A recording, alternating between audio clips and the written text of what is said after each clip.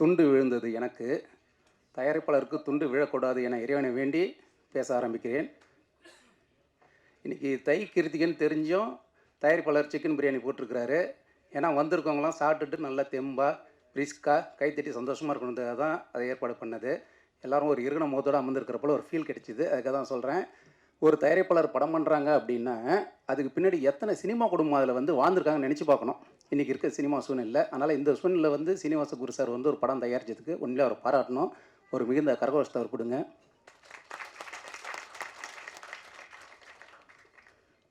பயங்கரமான மிகுந்த கரகோஷத்தை கொடுத்ததுக்கு நன்றி. இயக்குனர் முத்து அவர்கள் ஏற்கனவே திறந்தரிசின்னு ஒரு படம் பண்ணாங்க. அதன் பிறகு அருமையாக போராடி இன்றைக்கி ஒரு படம் பண்ணிருக்காங்க. அவர் சிப்பிக்குள் முத்து அல்ல, சினிமாக்குள் இருக்கின்ற முத்து. அவருக்கு இந்த படம் மிகப்பெரிய வெற்றி பெற வாழ்த்துக்கள். கேமராமேன் குளஞ்சிக்குமார் சார், அவர் எந்த படம் படம் புது படம் எந்த டைரக்டரோட பண்ணார்னு அந்த டைரக்டர் வாழ்நாள் ஃபுல்லாக படம் பண்ணுற முடிக்க குளஞ்சிக்குமார் தான் கூப்பிடுன்ற அளவுக்கு பெட் ஆகிடுவார்.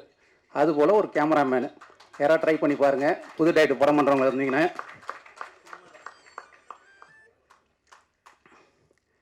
எங்கள் தயாரிப்பாளர் சங்கத்தின் நான் செல்லமாக அழைக்கக்கூடிய எம்ஜிஆர் அண்ணன் என்று அழைக்கும் திரு ஆர் உதயகுமார் சார், அவர் செயற்குழு உறுப்பினராக எலெக்ஷன் நிற்கும்போது யார்கிட்டையுமே போய்ட்டு ஒரு ஓட்டு கேட்க மாட்டார். எதிரில் பார்த்தா கூட தம்பி அண்ணனுக்கு ஓட்டு கூட சொல்ல மாட்டார். அப்படி ஒரு கெத்தான ஒரு சார் அவர். எப்போதும் அவர் தான் வந்து தேர்தல் நின்னார்னா செயற்குழு உறுப்பினர், தயாரிப்பாளர்களின் செயற்குழு உறுப்பினர், தேர்தலில் நிற்கிறன்னா தயாரிப்பாளரின் மனதில் குடியிருக்கும் செயற்குழு உறுப்பினர். அவர்களை வருக நான் வரவேற்கிறேன். எங்கள் சார் அதான் சொல்லிட்டேன், இப்போ நீங்கள் இல்லை முன்ன சொல்கிறேன். எங்கள் தயாரிப்பாளர் சங்கத்தின் 2K கிட்ஸ் திரு ராஜன் சார் அவர்கள்,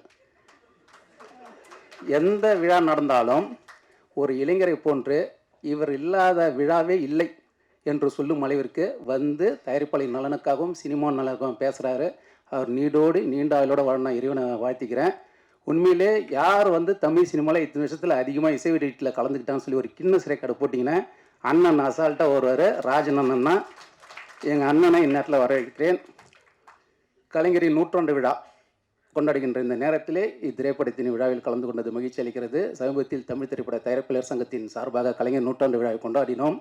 அதற்காக இரவு பகல் அயராது உழைத்த எங்கள் தயாரிப்பாளர் சங்கத்தின் தலைவர்கள் திரு ராமநாதன் முரளி சார் அவர்களுக்கும், திரு ராதாகிருஷ்ணன் சார் அவர்களுக்கும், கதிரேசன் சார் அவர்களுக்கும், அண்ணன் கே ராஜன் அவர்களுக்கும் உழைத்த அனைவருக்கும் நேரத்தில் நன்றிகளை தெரிவித்துக் கொள்கின்றேன். சமீபத்தில் கேப்டன் ஐயாவின் மறைவு மிகுந்த மன வருத்தத்தை அளித்தது.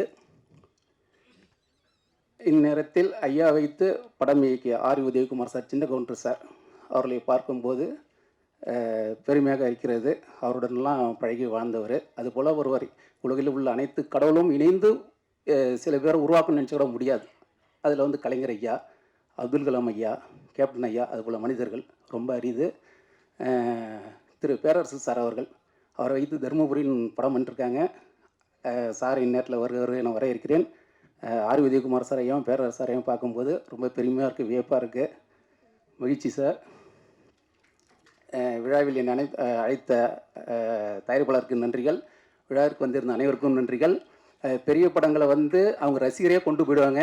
சின்ன படங்களை தான் கொண்டு போகிறதுக்கு யாரும் இல்லை. பத்திரிகையாளர்கள் நீங்கள் தான் சின்ன படங்கள்லாம் உங்கள் விமர்சனத்தையும் உங்கள் கருத்துக்கள் ஏதி வளர்க்கணும்னு சொல்லி மீண்டும் பத்திரிகையாளர்களுக்கு இருகரம் கூப்பி நன்றிகளை தெரிவித்து விடைபெறுகிறேன். நன்றி, வணக்கம்.